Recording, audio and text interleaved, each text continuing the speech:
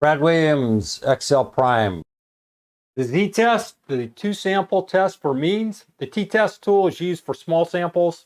The z-test is used for large samples or populations. You must know the variance for both input ranges.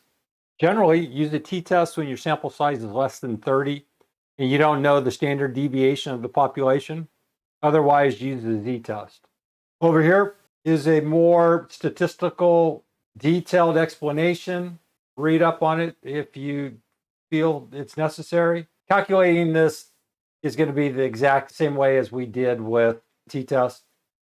You're going to have your variable range. You're going to have your variable 1, variable 2, hypothesized mean difference, labels. If you know one or the other, you can input it.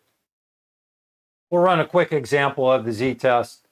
What you must have is the variance. You don't have the variance, either calculate it by using a function, BART function, or you can calculate it yourself. Hit data, data analysis, z-test.